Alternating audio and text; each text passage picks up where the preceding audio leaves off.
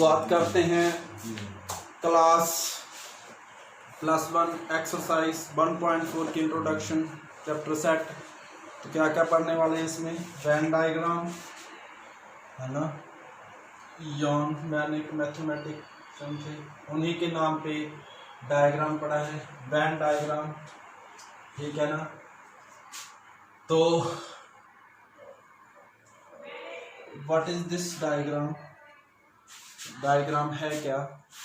Obviously Venn diagram तो एक diagram ही होगा। तो वेन डायग्राम क्या होता है? एक ऐसा डायग्राम जिसमें थोड़ा सा लिख ही देते हैं इसमें। Diagram, it is a diagram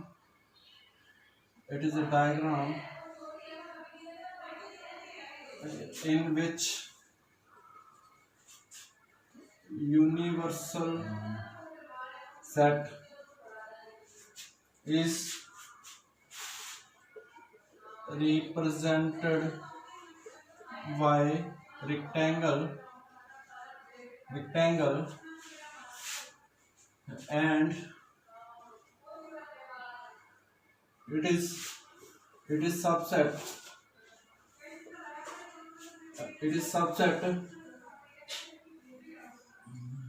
subset are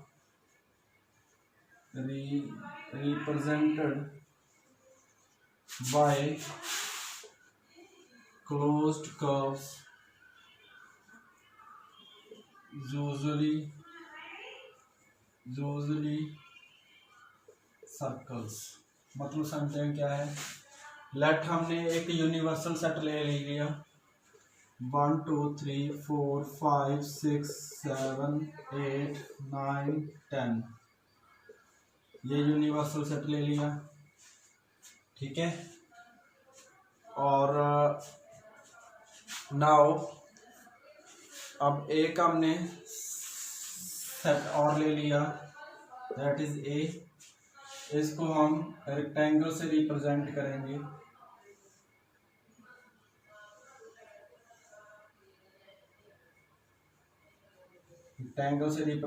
इसको। अब इसको हम लिखेंगे 1 2 3 4 5 6 7 8 9 10, ठीक है। तो ए जो हम लेंगे, ये एक सेट ए लेंगे हम। इसमें एक थोड़ा समझाने के लिए एक और सेट ले लेते हैं बी।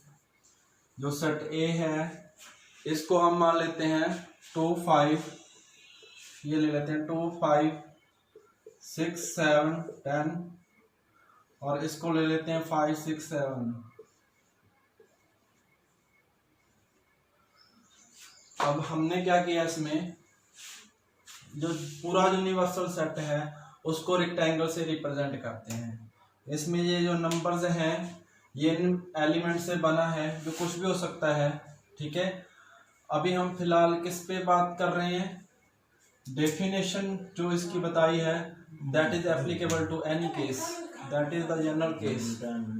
हमने फिलहाल समझाने के लिए एक स्पेसिफिक केस ले लिया ये वाला, ठीक है। हमने एक एग्जांपल के तौर पर ये लिया universal set is as a rectangle, उसको रिप्रेजेंट कर दिया, ठीक है। कह रहा है कि एंड इट इज सबसेट। अब ध्यान से देखो, obviously A is the subset of universal set. ये जो ए है यू का सबसेट है, एंड ये बी है, ये भी इसका सबसेट है, ठीक है।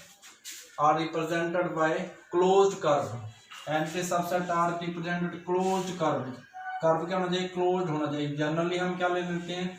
सर्कल ले लेते हैं, लेकिन जनरली क्या हो सकते हैं? क्लोज्ड कर्व होना चाहिए। वो क्या हो सकता है? वो एलिप्स भी हो सकता है। एलिप्स आपको पता नहीं है अभी तक। ये हम एलिप्स इज बेसिकली शेप, एक सर्कल को फ्लैट ऑन द पोल, ठीक है। इस तरीके से होता है ये एलिप्स। जो हमारे अर्थ की शेप होती है, elliptical shape, that is what we are taking about ellipse, ठीक है। कॉनिक सेक्शन में जब पढ़ेंगे हम जनरली जो उसके सबसेट होते हैं वो क्लोज्ड कर्व से रिप्रेजेंट होते हैं। जनरली हम क्या लेते हैं, सर्कल लेते हैं। ठीक है, ए सेट है, वो सबसेट है यू का, उसको हम कैसे रिप्रेजेंट करेंगे, सर्कल से रिप्रेजेंट करेंगे। ठीक है, इतना आसान। ठीक है, अब देखो बी सेट क्या है, ए का भी सबसेट है और यू का भी सबसेट है, यू का भी सबसेट है, यूनिवर्सल का भी है ऑब्वियसली। आप भी बी सेट को हम सर्कल तो बना नहीं सकते। ठीक है, बी सेट 5 6 7 हमने इसको क्लोज कर ऐसे बना दिया। ये जो बी सेट जो लिया ये बताने के लिए लिया था कि क्लोज कर्व का मतलब यूजुअली सर्कल होता है, लेकिन कई बार हम एलिप्स भी ले सकते हैं, जैसे इसमें भी हम ले सकते हैं। ठीक है, आई बात समझ में। चलो जी, ये था हमारा वेन।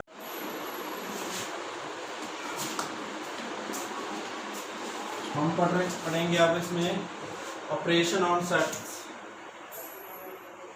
कुछ ऑपरेशन हमने पढ़ा है अलजेब्रा में, प्लस का, माइनस का, मल्टीप्लिकेशन का और डिवाइड का। तो कुछ ऑपरेशन हम सेट में भी लगाते हैं। तो ऑपरेशन क्या है, union of set, intersection of set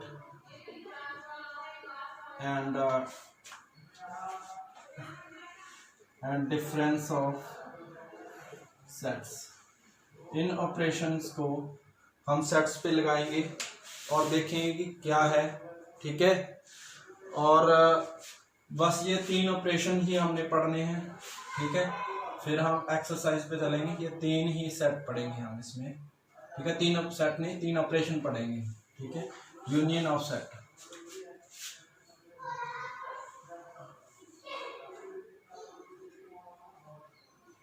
union of set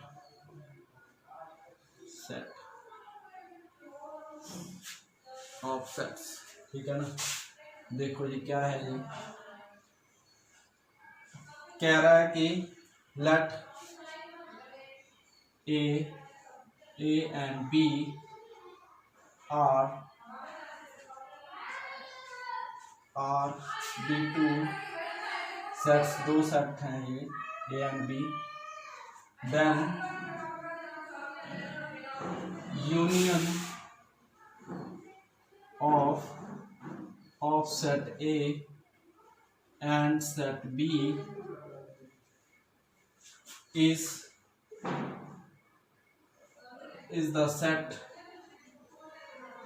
of all element of A and all element of B,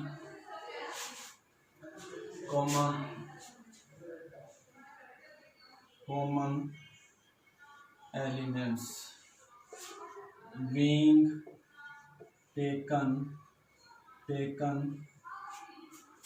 only once। ठीक है जी, okay.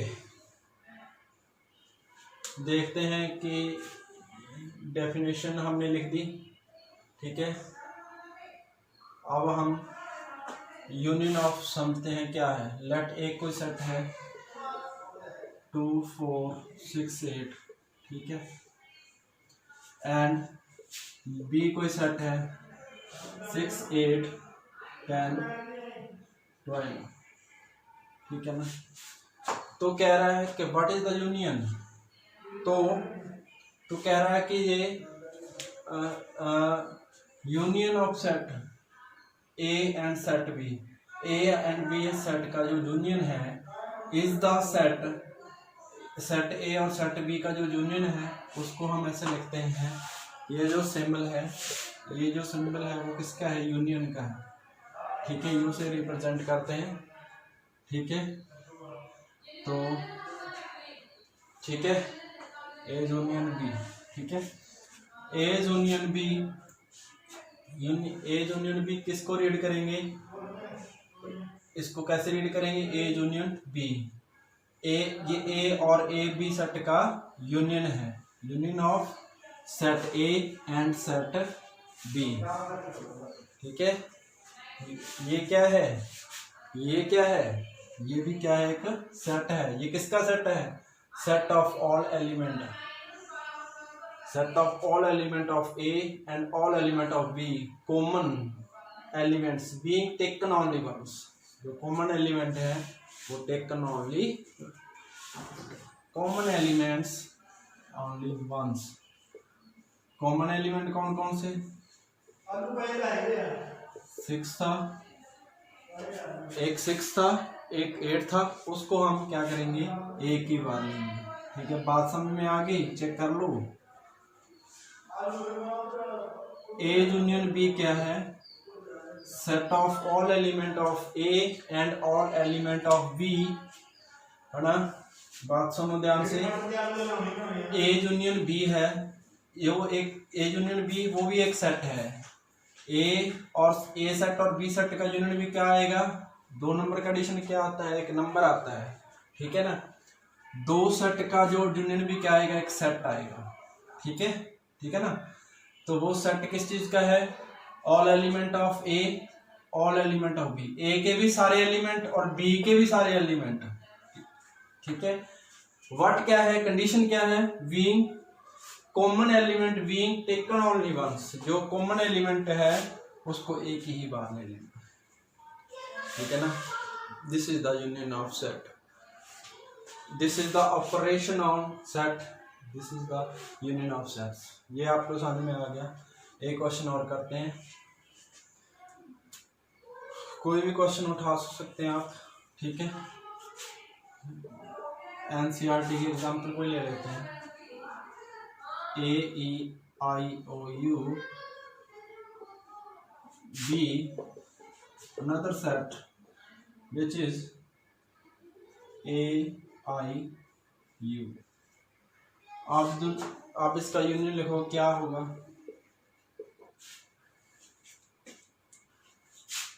A E I O U A I you. ये ए भी common था, आई भी common है, you भी common है। तो ये यानी कि 2 बार नहीं लिखने देंगे हम एक बार ही लिखने देंगे। कॉमन एलिमेंट बीइंग, ये लिखा है ना, common element being taken once, इसको डायरेक्ट ऐसे ही लिखेंगे हम। ठीक है ना, तो ऐसा नहीं करना आपको कि पूरा लिखना है, इसमें से ये काट लें, क्योंकि ये तो समझाने के लिए है कि सारे लिख दो पहले, फिर उसमें से वो हटा दो जो उसमें पहले से हमने लिख लिए हैं। ठीक है, of union set A union B हो या बी यूनियन ए हो। बात ये कि इसको बोलते हैं हम कॉम्यूटेटिव लॉ, है ना, कॉम्यूटेटिव लॉ। उसके बाद है ए यूनियन बी। कॉम्यूटेटिव में क्या होता है, ऑपरेशन के इर्द गिर्द के जो एलिमेंट है वो चेंज हो जाते हैं। ठीक है ना, A union B is equal to B union A होगा। इसमें कॉम्यूटेटिव लॉ में कॉम्यूटेटिव लॉ फुलफिल होता है।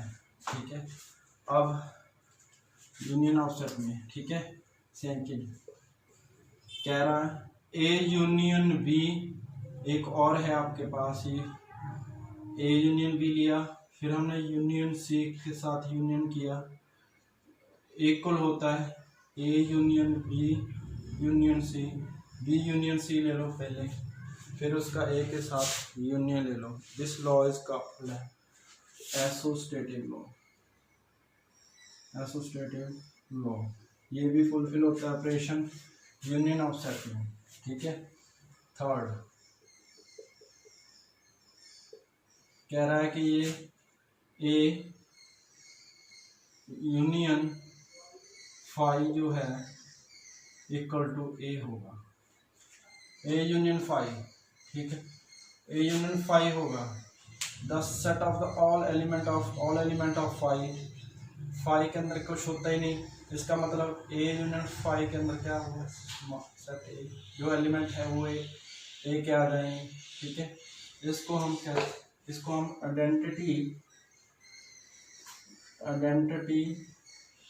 आइडेंटिटी लॉ भी कह सकते हैं, क्योंकि ए का किसी के साथ हमने यूनियन ले लिया और वापस क्या आ गया, ये आ गया, इसलिए हम इसको क्या बोलते हैं, आइडेंटिटी लॉ। ठीक है, फोर्थ